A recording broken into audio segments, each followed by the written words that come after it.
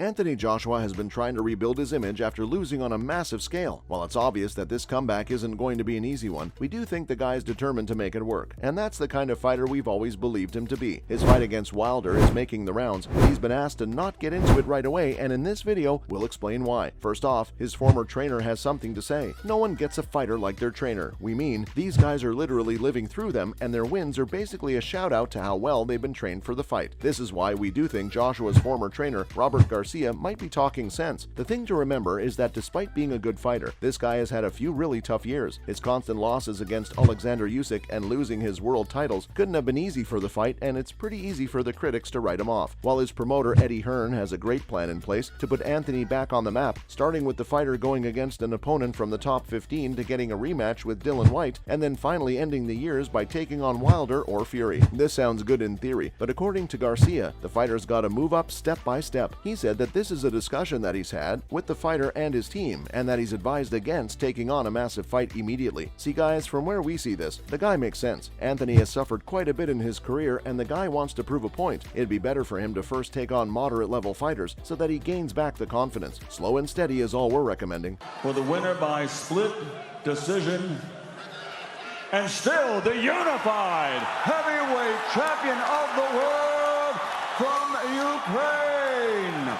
Let's talk about what else Robert had to say. This is a guy who's trained several champions, so he does know what he's talking about, and y'all best believe we listened. Just to clear up a few things, the guy was all praises for Joshua and said that he's a huge star in Europe. For a comeback, he'd pick a couple of adequate fights instead of going head-to-head with Wilder from the get-go. He clarified that he didn't mean easier fights, as there's no such thing, but the fact is that the fighter needs to get back to the game and gain confidence. What did we tell you? Pretty smart, aren't we? There's also the whole process of getting used to your trainer and knowing they've got your back, and as per our sources, the fighter hasn't locked anyone down for now. So yeah, his former trainer does make a lot of sense. We mean, can you imagine the pressure the trainer will be under? And if AJ loses, he'll have zero confidence in his trainer, no? That honestly seems like the expected outcome. If the fighter does go ahead with his match with Wilder, Garcia thinks that the one to win will be the fighter who lands the first blow. Okay then, looks like this guy has thought of it all. He said that Anthony's punching power is really good, and while he's never worked with his rival, he's sure that his power wouldn't be greater, so the one to win the match would be the one to land first. He looked at his corner there as if to say, what have you done to me?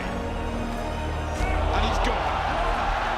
And I don't think he wants any part of this. Let's learn more about AJ's plan for his career rebuild. The fighter has pretty big dreams and wants to win the world championship at any cost. This will be his third title run, and he's geared up to take on the challenge. It's not going to be an easy task. He gets it, but we gotta say, he's determined. He still has to select a trainer, but is looking to go against some known rivals in April this year, while critics, as well as fans, think that going against Deontay Wilder so soon after successive losses would be foolish. We really can't say what route he'll be taking. What he has said is that he wants to be in the limelight and enjoys the coverage he gets, but that doesn't mean he's not in it to win it. The guy has said that he's ready to take anyone on, and that overcoming the losses he faced has given him a new perspective. He plans to be more confrontational and aggressive in his approach, and we gotta say, we love the way he's taken it all in his stride. This dude didn't let his loss break his spirit, and is treating it like a challenge that he must overcome. We do wish him the best, and hope to see him dominate the charts again. He deserves to.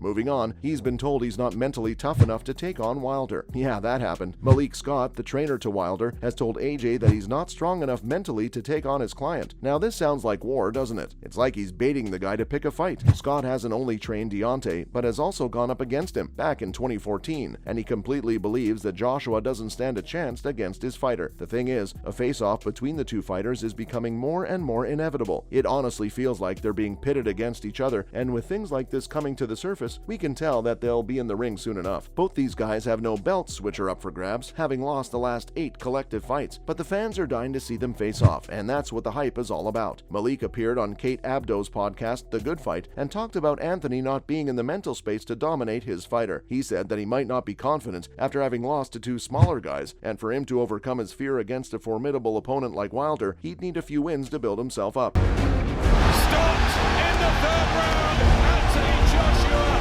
defending his IBF heavyweight title in emphatic fashion. Next up, why does this sound about right? Know what, guys? This is exactly the advice our fighter got from his former trainer as well, and we can't help but notice that it makes a lot of sense. No one can walk into something as major as a fight with a desperate mindset, and right now, Joshua is desperate to win and mark his comeback. And the worst of it is, his rivals know it, so they'll be waiting for the guy to make a mistake. Scott wasn't dismissive of Anthony, though. He said that whenever the fight goes down, it'll be a 3-round fight, but yeah, the guy said Wilder will win. The trainer believes that Joshua will get cornered and cannot get out of the way long enough to not get hit. It doesn't sound very promising for our fighter, does it? And guys, it's not about being biased, because the trainers have a lot of experience. Having worked with so many fighters, they wouldn't say just anything. We do think that Hearn should think about the plan he's trying to execute. A major fight at the get-go could prove to be quite destructive if things go south, and if we were calling the shots, we'd want our fighter to get in the ring with the champion's mindset. What do you guys think? Stay hungry,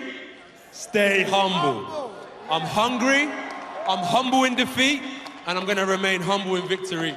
Coming up, Eddie has weighed in as well. This guy has taken up quite the task, and from what we've seen so far, we don't envy him one bit. But what we liked about the whole thing was how he's been keeping it real. Eddie has talked about the fact that if Anthony loses in April, it'll be the end of it all. While the whole thing might sound bleak and negative, the way we see it, he's not sugarcoating things. Even for him, this is a make-or-break task because the man's taken responsibility. This is the first time in 8 years that Joshua has no titles to his name, and the climb back up won't be an easy one. He announced that the fighter has picked a new trainer, as was his plan while on the American tour, and that they'll be announcing the name soon enough. He also said that they realize what a big deal this is, which is why they'll be going through the opponent list with the trainer, and ultimately, it'll be his choice who he selects. We gotta say, this sounds like a good plan. I mean, the trainer will know for sure where the fighter stands once he starts training him, and he'll know who he'll be able to go against and win by April. It looks like these guys are determined to make a massive comeback, and anyone who stands in their way is likely to get hit, literally. He has explained that he's extremely excited about the upcoming match, no matter what the outcome.